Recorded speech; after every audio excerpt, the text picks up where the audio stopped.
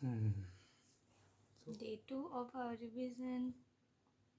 आज हम लोग कंटिन्यू करेंगे इंडो पाक वार, ओके, जो कि 1965 में हुआ।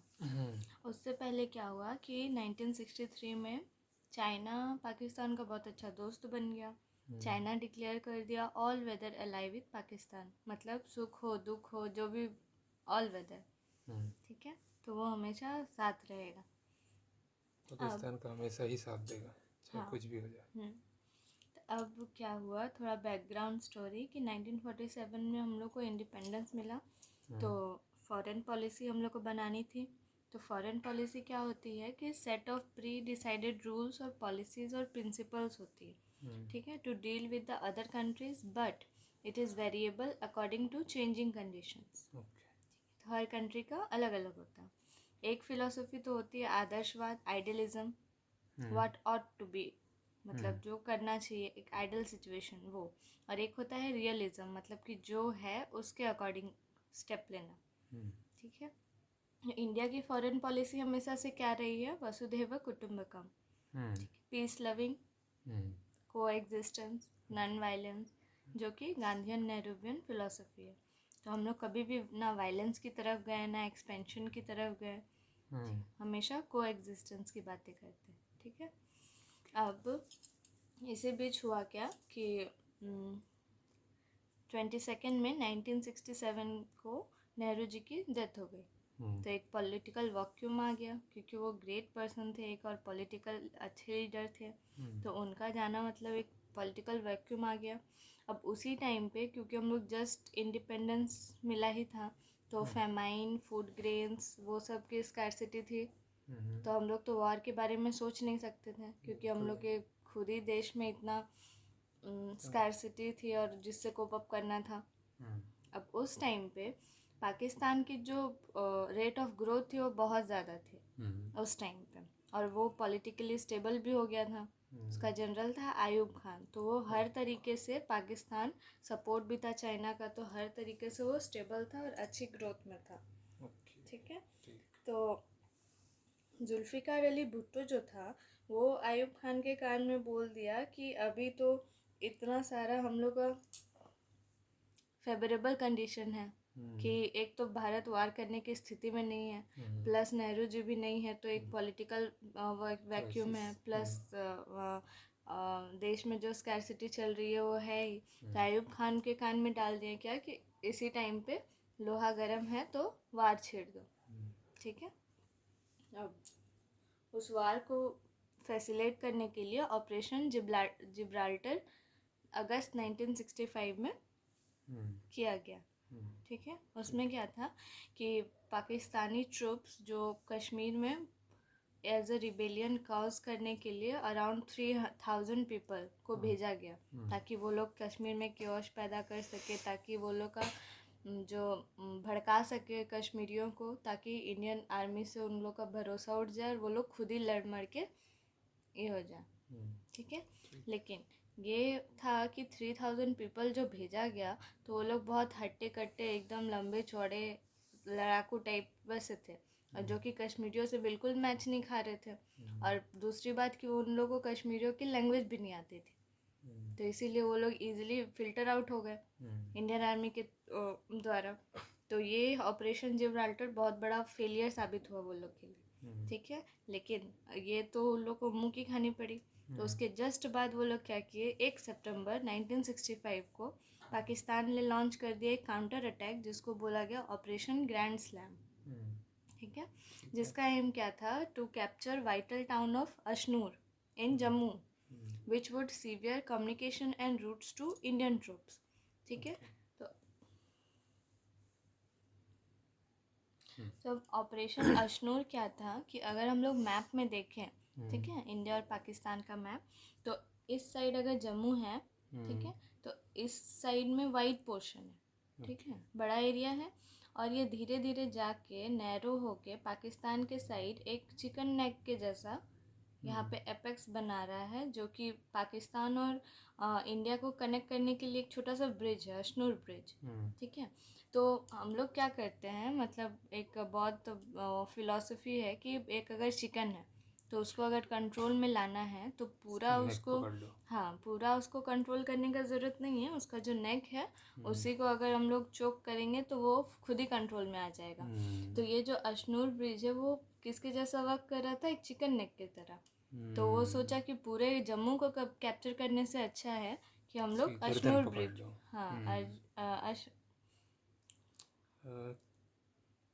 अशनूर अशनूर ब्रिज को उस पर अटैक करे तो वो जम्मू खुद ही कैप्चर में आ जाएगा। और जम्मू कश्मीर अगर कैप्चर में आया तो पूरा इंडिया अपने कैप्चर में होगा। ठीक है। तो उस टाइम पे अयूब खान क्या सोचा कि हाल ही में रिसेंट एक वॉर हुआ था चाइना के साथ 1962 में, जिसमें इंडिया बुरी तरह से हारा था। बाकी इंडिया की अपनी भी प्रॉब्लम्स थी, देश में चल रही थी, तो उससे कोप अप करना था। तो अयूब खान सोचा कि India don't have the will to fight, मतलब वो लोग को लड़ने का हिम्मत ही नहीं है। ठीक है।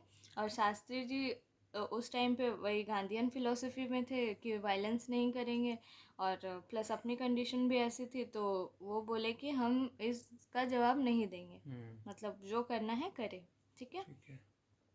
अब पाक की अब जैसे पाकिस्तानी ट्रूप वो लोग तो बहुत करीब आ गई थी, हम लोग तो रेडी भी नहीं थे कि अगर वो हो रहा है तो हम लोग उसको रोकने जाए। हम लोग बिल्कुल भी रेडी नहीं थे कि ठीक है हम लोग आंसर ही नहीं करेंगे। तो वो लोग पहुंच गए। अब पाकिस्तान के ट्रूप्स में क्या प्रॉब्लम थी कि वो लोग को फेवरेटिज़म और फेवरिज़म का वो लोग का ये चल रहा था। तो जो जनरल था, एक मेजर था जनरल अयूब खान के ये टीम में, ठीक है, तो उस मेजर को अपना क्रेडिट लेना था कि हम ये किए हैं। तो वो ऑर्डर क्या किया कि वो क्रेडिट लेना चाहता था, तो बोला कि जब तक मैं ना पहुंचूं तब तक अखनूर ब्रिज को नहीं लिया जाएगा, कैप्चर नहीं किया जाएगा। ठीक है। तो वो अपना ईगो के चलते या फिर क्रेडिट लेने के चलते बोल दिया कि जब तक मैं वहाँ ना पहुँचूँ कोई कुछ नहीं करेगा। अच्छा। तो इसके वजह से क्या हुआ कि इंडियन आर्मी को टाइम मिल गया कि वहाँ तक पहुँचने के लिए, ताकि रोकने के लिए, ठीक है, और ताकि उनको हराने के लिए। तो ये खुद से वो लोग, वही लोग का हम लोग का लक है या फिर उन लोग का बेवकूफ़ी, हम लोग को टाइम मिल गया। अब उसी बीच शास्त्री जी ने क्या किया कि वो उन्होंने ऑर्डर दे दिया कि ओपन अनदर फ्रंट, और खुले, शास्त्री जी। हाँ, और खुले में बोल दिया कि जाओ अटैक करो। और जहाँ वो लोग सोच रहे थे कि ये लोग तो विलिंग ही नहीं है फाइट के लिए, वहाँ पे शास्त्री जी ने ऑर्डर दे दिया कि अटैक करो। और पंजाब राजस्थान से वो फ्रंट खुला और सब अटैक करने में, फिर पाकिस्तान आर्मी को जो अखनूर ब्रिज को कैप्चर करने के लिए आए थे वो लोग को पीछे ये कर दिए। ठीक है। 5 सितंबर 1965 को। ठीक है। अब इस डे को 5 सितंबर 1965 को पाकिस्तानी लोग मनाते हैं डिफेंस ऑफ पाकिस्तान डे। ठीक है। और पाक अपने सिटीजन्स को क्या बोलता है कि ये हम लोग पे अटैक हुआ था और हम लोग अपना डिफेंस किए, तो इसीलिए वो ये डे मनाता है डिफेंस ऑफ पाकिस्तान डे। अच्छा। उल्टी कहानी, मतलब वो लोग आए ये चिकन नेक ये दबोचने के लिए, और जब हारने लगे, हार गए, तो अपने कंट्री वापस जाके बोलते हैं कि हम ही लोग पे अटैक हुआ और हम लोग ने डिफेंस किया। ठीक है। ठीक है। अब इंडियन आर्मी वहाँ पहुँच गई, तो लाहौर पे जाके अटैक की, तीनों साइड से घेर ली। ठीक है। उसके बाद फिर जो वो लोग बहुत सारे पास कैप्चर करके आए थे, हाजीपुर हो गया और भी सारे पासेस थे, तो वो लोग कंट्रोल किए। ठीक है। उसी को बोलते हैं बैटल ऑफ असल उत्तर। ठीक है। तो जो यूएस वो लोग को फेवर कर रहा था पाकिस्तान को, वो लोग को दिए गए थे पैटर्न टैंक, जो कि माने जाते हैं कि मतलब बिल्कुल भी कभी भी ख़राब नहीं हो सकते ऐसा। और भी कुछ कुछ, मतलब वो यूएस की तरफ से फैसिलेट था। ठीक है। तो बैटल ऑफ असल उत्तर में क्या हुआ कि वो लोग के 97, मतलब ऑलमोस्ट 100 पैटर्न टैंक्स बर्बाद कर दिए वो लोग ने, जो कभी बर्बाद नहीं हो सकता था वो लोग को। तो अभी भी वो गांव को पैटर्न नगर बोला जाता है, और वहाँ पे अभी भी टैंक्स है जहाँ बच्चे खेलते हैं। हाँ हाँ हाँ हाँ हाँ। ठीक। ठीक है। अब आया ताशकंद एग्रीमेंट। ठीक है। जो कि हुआ शास्त्री जी और अयूब खान के बीच में, कि इतना जो सारा मेस हुआ वो सबको सेटल डाउन करते हैं, और जो कि मेडिएटेड बाय किसको, यूएसएसआर बोला कि तुम लोग दोनों आओ साथ में एग्रीमेंट करो और सब शांत करो। ठीक है। अब इतने सारे जो वो लोग के पेटेंट टैंक थे, फिर बहुत सारे आर्मी के लोग भी कैप्चर किए गए। तो हम लोग क्या है ना कि इंडियन आर्मी या फिर जो भी हम लोग के बहुत अच्छे ग्रेट फाइटर्स हैं, लेकिन हम लोग नेगोशिएशन में बहुत कमज़ोर हैं, बहुत कमज़ोर हैं। मतलब कि अगर हम लोग कुछ जीत भी जाते हैं और उसके बलबूते पे हम लोग सब कुछ शांत करने का भी पावर है हम लोग के पास, फिर भी जब एग्रीमेंट का बात आता है तो हम लोग सब कुछ रिटर्न कर देते हैं। वही गांधीयन फिलॉसफी के लिए कि ठीक है जो हुआ अब सुधर जाएगा, तो उसको शांत कर दो सारा मामला।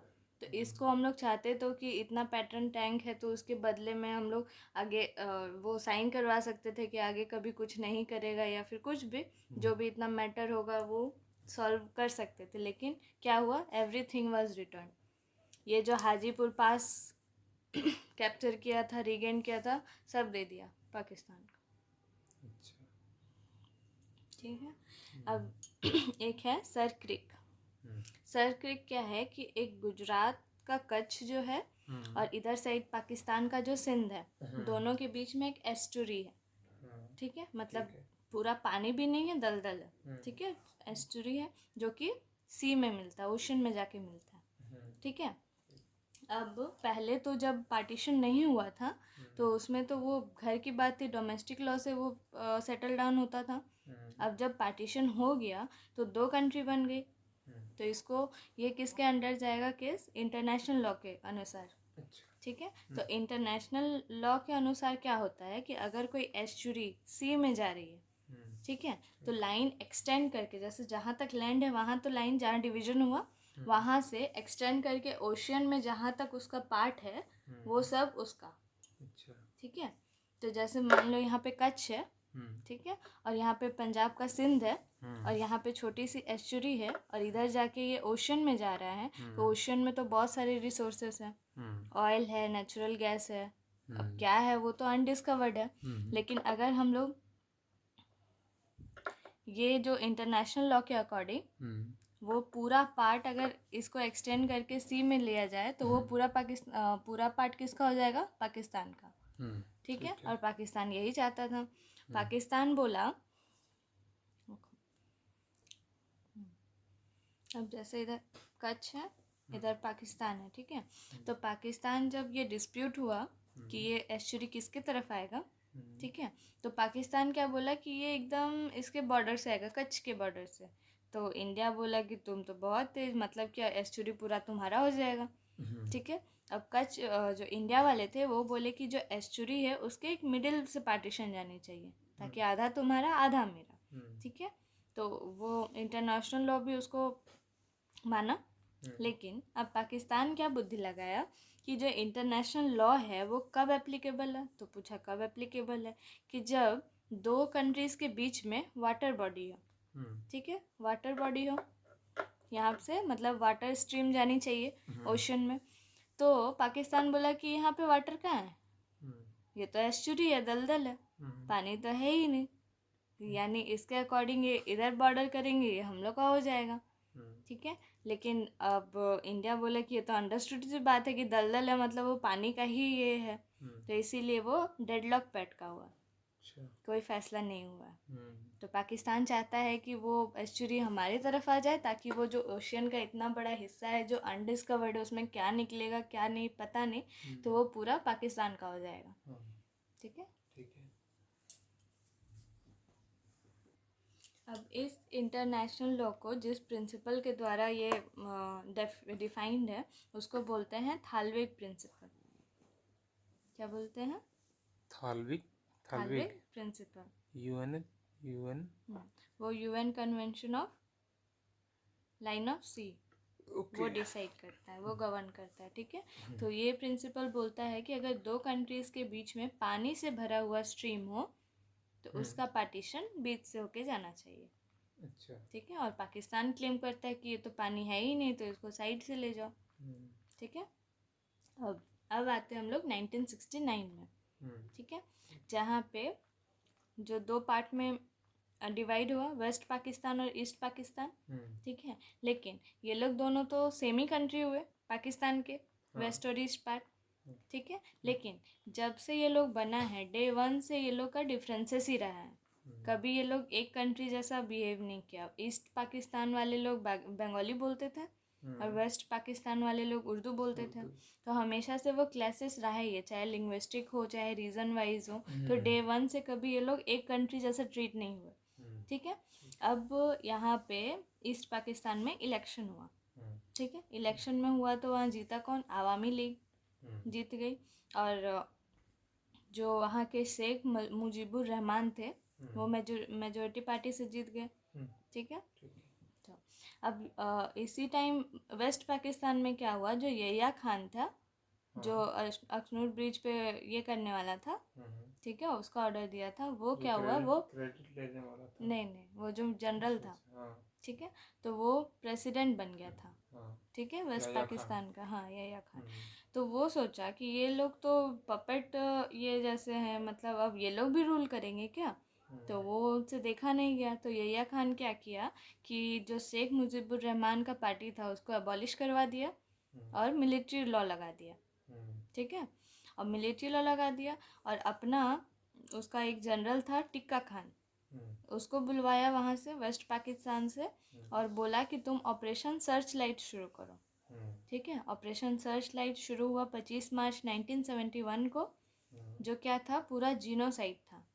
अच्छा, मतलब खुला ऑर्डर दिया था कि मतलब तुम जो दिखे सबको मार दो, ऑपरेशन सर्च लाइट। सर्च।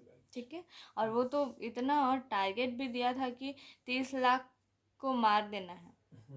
मतलब खुद का ही कंट्री जो पार्टीशन होके बना, वो अपना ही आदमी को बोला कि सबको मार दो जो दिखे, बच्चा बूढ़ा औरत जो दिखे। तो मैसिव जिनोसाइड हुआ 1971 में। ठीक है, अब इतना सारा हर जगह मतलब जिनोसाइड, किसी को बख्शा नहीं जा रहा है, तो ईस्ट पाकिस्तानी भागने लगे और भाग के आ गए इंडिया बचने के लिए। ठीक है, अब इतने सारे रिफ्यूजी करोड़ों में, तो एक डेमोग्राफिक चैलेंज बन गया इंडिया के लिए। ठीक है, तो इतना संभालना भी अचानक से, और प्लस इतना मासिव जिनोसाइड हो रहा है, किसी का नहीं सुनना, और प्लस पाकिस्तान इंडिया का एनिमी, तो समझौता का कोई गुंजाइश ही नहीं है। ठीक है, तो वार होने का पूरा एकदम ये था, सिचुएशन अच्छा नहीं था। तो 27 मार्च 1971 को क्या हुआ, जो इंदिरा गांधी थी वो पार्लियामेंट में ये चीज़ को रखी। ठीक है, अब वो 3 काम की। पहला तो कि किसी भी ये को, मतलब एक होता है पार्लियामेंट में इतना हीट वाला मूवमेंट था कि वहाँ पे कुछ भी बोलना मतलब वो और भड़काने जैसा होगा, क्योंकि पाकिस्तान ऑलरेडी एनिमी था और बांग्लादेश में भी इतना क्रिटिकल सिचुएशन चल रहा था, प्लस यूएस और चाइना पाकिस्तान को फैसिलिटेट कर रहा था, जो मेजर कंट्री था, बड़ा पावरफुल। ठीक है, तो वो क्या कि पहला तो डिसीजन लेके हम इसके बारे में कुछ नहीं बोलेंगे, कोई मतलब नेगेटिव पॉजिटिव कमेंट कुछ नहीं। ठीक है, दूसरा वो क्या कि एक स्ट्रेटेजिक पार्टनरशिप की रशिया के साथ। अच्छा, ठीक है, और जो एक ट्रीटी साइन की 9 अगस्त को, कि treaty of peace friendship and cooperation, 9 अगस्त 1971 को, कि treaty of peace friendship and cooperation. ठीक है, अब उसमें क्या था कि एक म्यूचुअल डिफेंस क्लॉज था। ठीक है, कि अगर यूएस से या चाइना से या फिर पाकिस्तान से अगर कोई इंडिया को अटैक करे, तो वो पॉलिसी क्या था कि कलेक्टिव डिफेंस, मतलब 1 फॉर ऑल फॉर 1। अगर वो किसी एक को भी टारगेट करे तो हम लोग सबको माना जाएगा, और अगर किसी एक पे टारगेट करे तो हम लोग सब मिलके बदला लेंगे। ठीक है, तो ये था यूएसएसआर के साथ। ठीक है, कि अगर कोई इंडिया पे अटैक करे तो रशिया उसका साथ देगा, चाहे जैसे भी, वो खुद का माना जाएगा कि मेरे पे अटैक हुआ। ठीक है, और अगर रशिया पे अटैक होगा तो इंडिया भी उसको हर तरीके से साथ देगा। ठीक है, तो ऐसा मतलब क्लॉज था। तीसरा काम क्या हुआ कि इंटरनेशनल कंसेशन था। ठीक है, इंदिरा गांधी क्या की कि यूएस और यूरोप जाके सबको, पहले हम लोग का क्या था, डिप्लोमेटिक सारा ये था कि हम लोग डेमोक्रेसी पे बिलीव करते हैं, तो हम लोग खुद से कुछ वायलेंस वाला काम नहीं करेंगे, खुद से पहल नहीं करेंगे, हम एज अ मदद मांगने के लिए आए हैं। तो यूएस तो सुनेगा नहीं, क्योंकि वो पाक के साइड है। लेकिन फिर भी वो लोग को एक बता देना ज़रूरी था कि हम लोग हेल्प के लिए आए, हम लोग खुद से कुछ कदम नहीं उठा रहे, ताकि इंदिरा गांधी वो रिवील नहीं करना चाहती थी कि हम लोग मिलिट्री प्लान कर रहे हैं। अच्छा। ठीक है, तो वो एक इंटरनेशनल कंसेंसस के लिए गई उधर। ठीक है, ये तो ये 3 काम की। अब ठीक। साथ ही वो मिलिट्री को मिलिट्री को फ्री हैंड छोड़ दी कि अब आप लोग को कंडीशन संभालना है। ठीक है, अब हम लोग जो रिसेंट में एक मूवी आया था सैम बहादुर, तो वो थे उनको ये कार्य सौंपा गया कि सैम मानिक साहब जो थे, हाँ, उनको मिलिट्री का सारा फ्री हैंड दिया गया कि ये आपको संभालना है, आप देखिए। तो उसमें मिलिट्री एक्शन स्टार्ट हुआ। फिर INS विक्रांत को रेडी किया गया, उसको बोला गया कि जो बांग्लादेश वाला नेवल रीजन है उसको ब्लॉक किया जाए, ताकि ना कोई बाहर से अंदर आएगा ना कोई अंदर से बाहर जाएगा। ठीक है, तो वो रूट ब्लॉक हो गया। उसके बाद रॉ का हेल्प लिया गया, फिर लोकल मिलिट्री का हेल्प लिया गया जिसका नाम था मुक्ति वाहिनी। ठीक है, और USSR को बोला गया कि तुम चाइना को देख लो, क्योंकि चाइना अगर कुछ गड़बड़ करेगा, क्योंकि हम लोग इधर फ्रंट खोलेंगे तो अगर चाइना इधर से अटैक करने के लिए आया तो हम लोग को तो भारी पड़ेगा। ठीक है, तो USSR बोला कि चाइना को कि अगर तुम गए वहाँ पे पाकिस्तान को हेल्प करने के लिए और इंडिया को रुकावट बने तो हम लोग एयर स्ट्राइक कर देंगे। ठीक है, तो उसको डरा के बोल दिया कि तुम नहीं जाओगे। ठीक है, अब जो ये पूरा मिलिट्री ऑपरेशन था वो किसके द्वारा लीड किया गया? जगजीत सिंह अरोरा। ठीक है, अब इससे पहले जो भी वॉर हुआ था इसमें कभी भी नेवी को इन्वॉल्व नहीं किया गया था।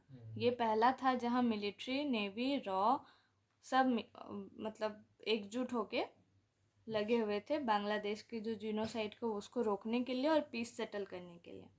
ठीक है, तो इंडिया नेवी ने अटैक किया, तो पाकिस्तान क्या था, वो कभी उस नेवी का यूज़ हुआ ही नहीं था, तो वो आसमान में देख रहा है, ज़मीन में देख रहा है कि एयर स्ट्राइक होगा या फिर मिलिट्री आएगी। ठीक है, अब उन लोग के सोच के विपरीत नेवी से अटैक हो गया, इंडियन नेवी से। ठीक है, और ऐसा अटैक हुआ कि कराची पे कि 6 दिन तक जलता रहा। कराची पोर्ट। अच्छा। ठीक है, अब 4 दिसंबर 1971 को इसी डे को नेवी डे हम लोग मनाते हैं। ठीक है, जो कि ऑपरेशन था ऑपरेशन ट्रिडेंट। ठीक है, अब इसी में कि जो नेवल ये गया था तो INS राजपूत ने मारा था किसको, मतलब डुबा दिया था PNS गाजी को, जो हम लोग मूवी भी देखे थे।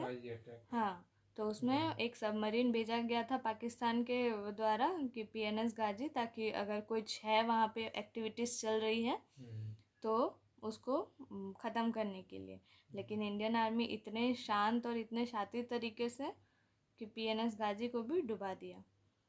ठीक है, अब इतना सब कुछ हो रहा था तो पाकिस्तान फ़ोन किया US को कि अरे मेरा हेल्प करो, इतना कुछ हो रहा है। ठीक है, तो US पाकिस्तान को हेल्प करने के लिए क्या भेजा? 7th पैसिफिक फ्लीट, जो कि INS विक्रांत से 4 गुना साइज में बड़ा था। कहाँ INS विक्रांत 1 और उसका 4 गुना एक शिप 7 पैसिफिक फ्लीट। ठीक है, अब ये भेजता तो वो तो फिर गड़बड़ हो जाता। ठीक है, तो फिर इंदिरा गांधी फ़ोन की, मतलब इन्फॉर्म की USSR को। ठीक है, तो USSR बोला कि रुको करते हैं कुछ, तो USSR रिलीज़ किया ऑपरेशन बैटल ग्रुप्स व्लादिवोस्तोक। अच्छा। सबमरीन है। ठीक है, तो वो सामने जाके खड़ी हो गई, जो उधर से भेज रहा था 7th पैसिफिक फ्लीट। ठीक है, उसके सामने जाके खड़ी हो गई। अब उस टाइम पे क्या था ना कि रशिया से सब डरता था, भले कितना भी पावरफुल था उस टाइम पे तो लेकिन रशिया से USSR से सब डरता था। तो वो आके खड़ी हो गई तो वो लोग भी अब वापस चले गए।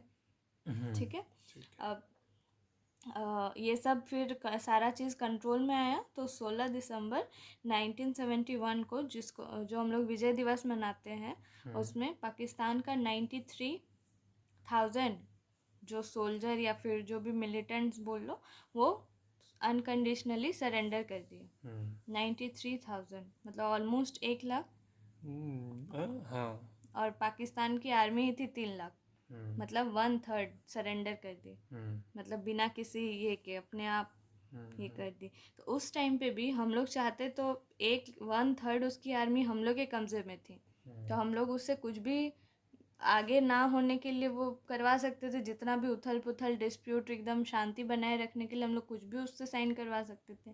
लेकिन फिर हुआ शिमला एग्रीमेंट, फिर हम लोग आ गए टेबल पे, फिर आ गया नेगोशिएशन का बात, और फिर हम लोग सब वापस कर दिए, सब भूल गए कि पाकिस्तान सुधर जाएगा तो कुछ नहीं करना है, उसका आर्मी भी लौटा दिए, उसका सब कुछ। दयालु बनने के चक्कर।